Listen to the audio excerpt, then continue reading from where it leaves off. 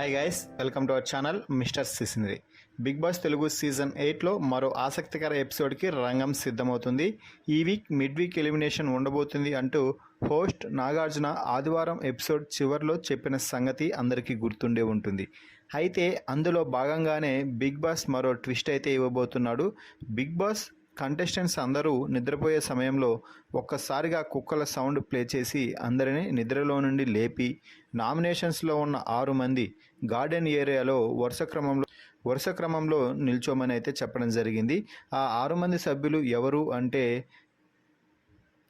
విష్ణుప్రియ, నైనిక, మణికంఠ, నబీల్, నిఖిల్, ఆదిత్య ఓం.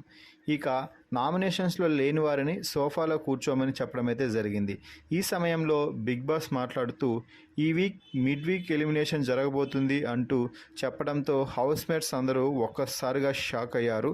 ఇక mid week elimination మరి కాసేపట్లో జరగబోతుంది, మీలో ఒకరు ఇప్పుడు ఎలిమినేట్ అయ్యి బిగ్ బాస్ హౌస్ నుంచి బయటకు వెళ్ళిపోతున్నారు అంటూ చెప్పడంతో నామినేషన్స్లో ఉన్న ప్రతి ఒక్కరు ఫేస్లో టెన్షన్ పుట్టుకొచ్చినట్టుగా చాలా స్పష్టంగా తెలుస్తుంది. ఇక అయితే ఈ మిడ్ వీక్ ఎలిమినేషన్ అనేది హౌస్ మేట్ చేతుల్లో ఉంటుంది అంటూ చెప్పి ఇప్పటి వరకు జరిగిన ఓటింగ్లో నైనిక, మణికంఠ చివరి స్థానాల్లో ఉన్నారు.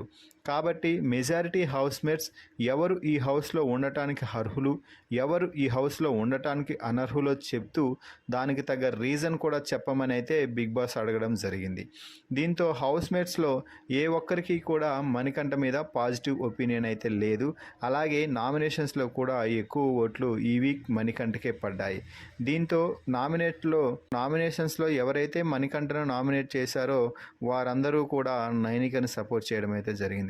దీంతో మణికంఠకి తక్కువ ఓట్లు రావడంతో బిగ్ బాస్ మాట్లాడుతూ మణికంఠ, నువ్వు ఈ వీక్ మిడ్ వీక్ ఎలిమినేషన్లో భాగంగా ఎలిమినేట్ అయ్యావు అంటూ ప్రకటించి తక్షణమే బిగ్ బాస్ మెయిన్ డోర్స్ నుంచి బయటికి రావాల్సిందిగా అయితే కోరడం అయితే జరిగింది.